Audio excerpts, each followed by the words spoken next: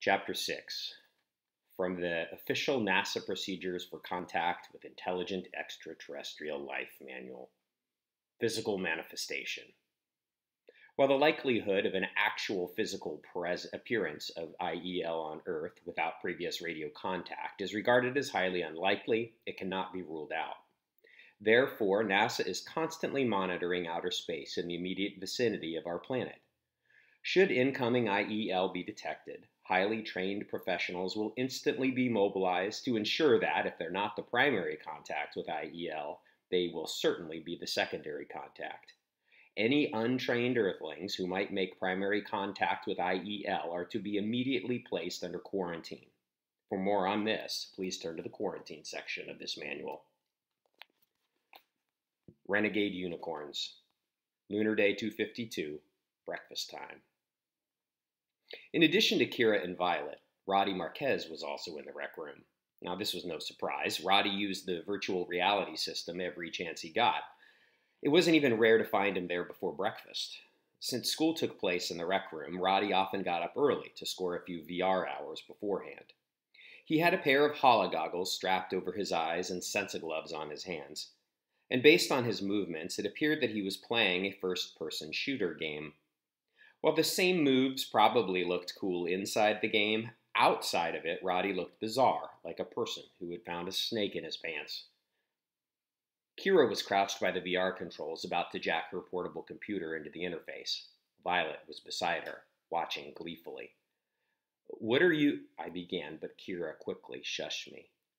Roddy froze in the middle of his game, as though he'd heard me, which was a surprise. The hologoggles had speakers built into them, and Roddy liked to play with the sound cranked to 11. "Hello?" he said. "Is anybody there?" We all kept our mouths shut. "Hello?" Roddy asked again. When there wasn't an answer, he resumed playing the game. Kira hurried over to me with Violet and led us out of the rec room into the hall where Roddy wouldn't hear us. "What are you doing?" I asked. "I'm going to get Roddy off the VR system for once," Kira replied. "Yeah, because he never shares it with anyone," Violet says angrily. "Especially me. Remember what he did the other day?" "Yeah," I said. "I remember." Everyone at MBA knew what had happened. Kira called it the Rainbow Unicorn Incident. Violet and Inez Marquez had been dying to play Unicorn Fantasy, a new game that was a huge fad back on Earth. I wasn't very clear on the rules of the game, as I'd never played it, but from what I could understand, you played a unicorn who could fix environmental disasters with the power of music and rainbows.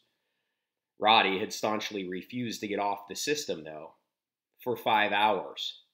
Finally, Violet and Inez had rebelled by tying his shoelaces together and then kicking him in the butt. Roddy had tried to chase them, tripped over his shoelaces, and face-planted on the floor. The problem was, he hadn't fully removed the hologoggles yet, so he ended up with 2 enormous welts around his eyes that made him look like an angry raccoon. The hologoggles had also been fractured. Now, luckily, Chang knew how to fix them, but he'd had to use duct tape, which meant that they were now unwieldy and uncomfortable. There were only 3 other pair of hologoggles on the base, and it was unlikely that we'd get a replacement anytime soon. Even though Roddy had been the instigator, Violet and Inez had still gotten in trouble. Most of the Moonies secretly sided with them, though. We all had issues with Roddy hogging the VR system. It was possible to play VR games in our rooms, but those interfaces weren't nearly as good as the one in the main rec room. The games tended to glitch and stutter, so everyone wanted to use the main one, if we could ever get Roddy off of it. "So," Kira went on, "I've worked out a way to hack the system. I think I know how to get Roddy to stop playing." "How?" I asked. Kira smiled deviously. "Jack in and see." "All right." I quickly returned to the rec room with the girls, grabbed some hologoggles and sensogloves, and pulled them on. "Hey, Roddy," I announced loudly so that he would hear me over whatever he was playing. "I'm joining the game." "Huh, I hope you do a better job than usual," Roddy replied churlishly. "This game's not easy, and if you're going to suck, you're going to take me down with you." Now, despite his attitude, Roddy was probably right. I wasn't very adept at first-person shooter games, but I jacked in anyhow. There was a flash of light, and then I found myself standing on a strange planet, under attack by a horde of aliens. Often the extraterrestrial worlds Roddy chose were gorgeous, reminiscent of the most beautiful places on Earth. This one wasn't. We were in the armpit of the universe, a planet that had apparently been used as a garbage dump by every other alien culture. Trash, ranging from crashed spaceships to piles of smoldering metal, scarred the entire landscape. I was up to my knees in some sort of foul, viscous sewage. The aliens we were fighting weren't much more attractive. They seemed to be mostly composed of armor plating, spikes, and teeth. And instead of having weapons, they fired bolts of acid from various orifices on their body. I wasn't sure what those orifices were supposed to be, and to be honest, I didn't really want to think about it. Roddy's avatar was right beside me, a towering mountain of muscle who looked nothing like Roddy at all. He was blasting aliens with machine guns the size of cannons. I had never updated my avatar. It was simply me, and I was dwarfed by Roddy and the aliens, and my gun looked like a pea shooter. "Get down!" Roddy yelled. I had no choice but to dive into the sewage as an alien bombarded us with toxic bodily fluids. True, both the sewage and the alien were completely imaginary, but in the VR system, they were both revoltingly realistic. While I was submerged, Roddy shredded the alien with a burst of bullets, and then took out the rest of the brigade as well. I resurfaced, dripping ooze, to find that the attack was over for the moment. We shifted into exploratory mode, slogging through the muck. Roddy glared at the gun in my hand. "That piece of garbage won't do you any good against the Bosnakian blast beetles. Why haven't you ever upgraded your weaponry?" "Because I don't like playing this game." "Well, then why are you even here?" "Because I wanted to talk to you," I said. I wasn't merely stalling for Kira's sake. This was the truth. "About Lars Sjoberg." "Why, are you trying to figure out who poisoned him?" "He wasn't poisoned," I lied. "His food got contaminated." "Oh, don't tell me you bought that load of crap for Nina." "You don't think she's being honest with us?" "Of course not. Somebody's definitely trying to bump off Lars, and honestly, I'm surprised it's taken this long." It's hard to get a perfect read of someone's emotions by looking at their avatar, but I was pretty sure that Roddy was shifting into his smug, know-it-all mode.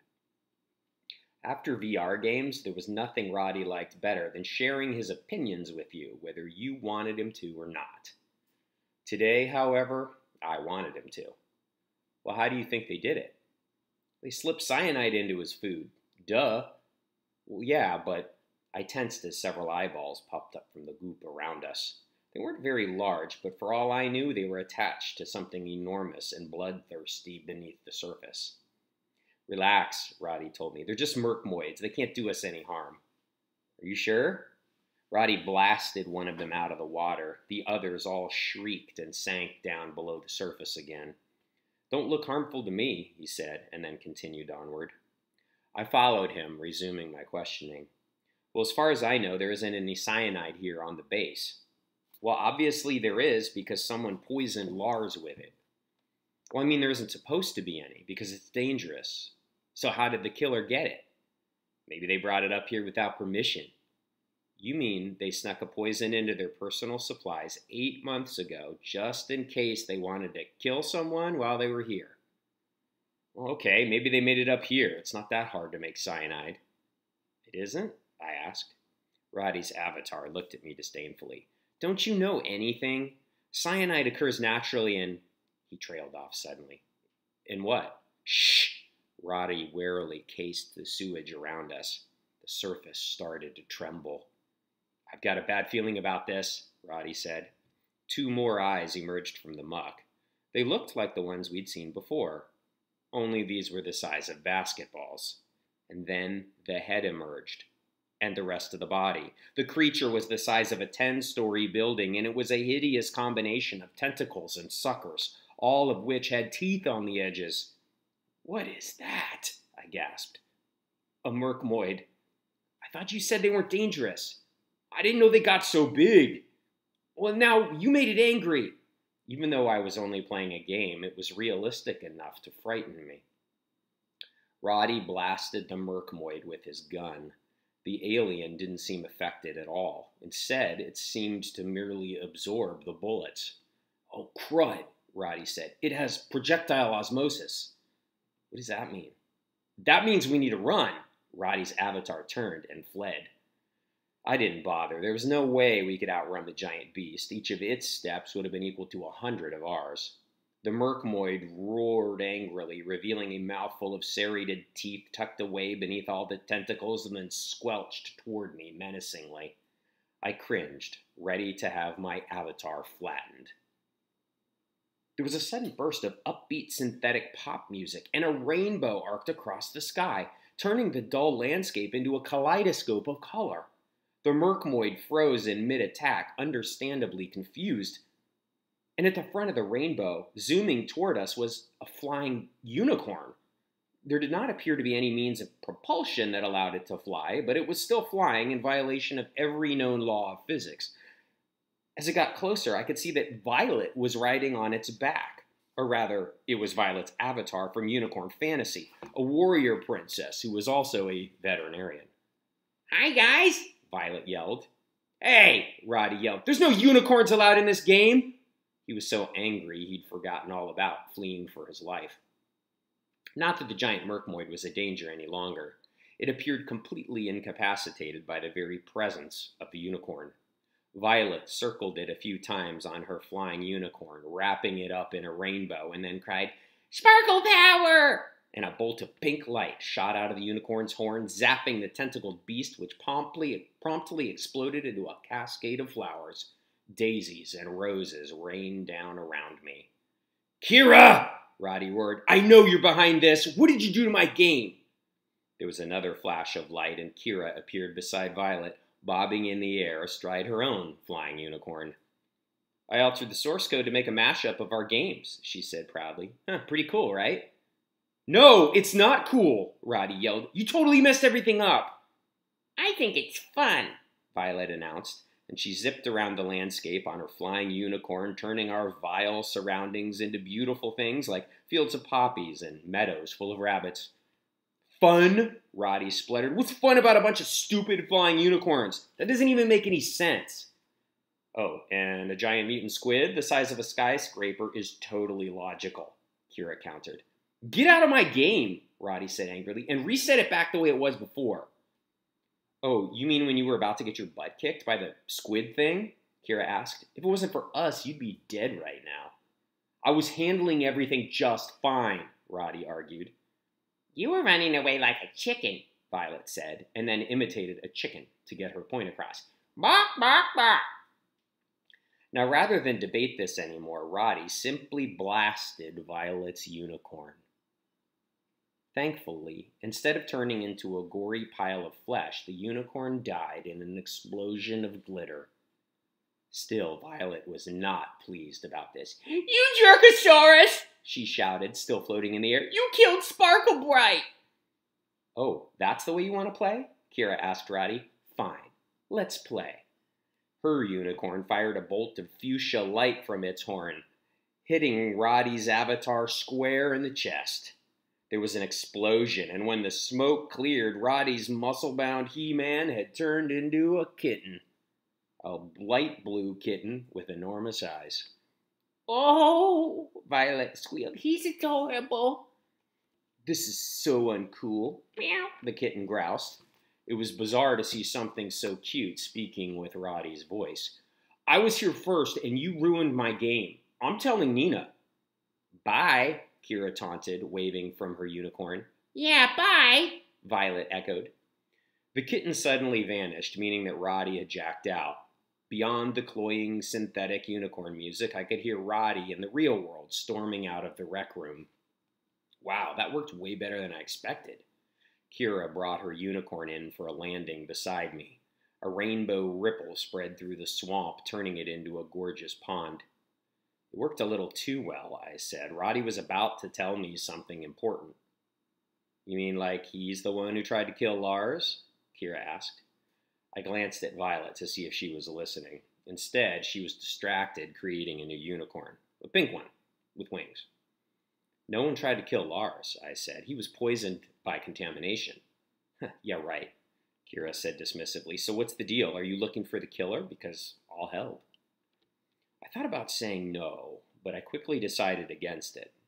I didn't like the idea of lying to my friend, and the fact was I could use some help. Even though I had solved some crimes at MBA before, I'd never done it on my own. Fine, I agreed, but you can't tell Nina what we're up to. Like I'd never tell Nina anything. What was Roddy's big lead? Well, he said it wasn't very hard to make cyanide, but he didn't get the chance to tell me how. Well, that shouldn't be too much of a problem. Kira waved her hand and the world around us melted away. Hey, Violet yelped. I wasn't finished with my unicorn. It's okay, Kira told her. I just paused the game. We'll get it back. Around us, without the game running, the VR system reverted to default mode, which was the classroom setting.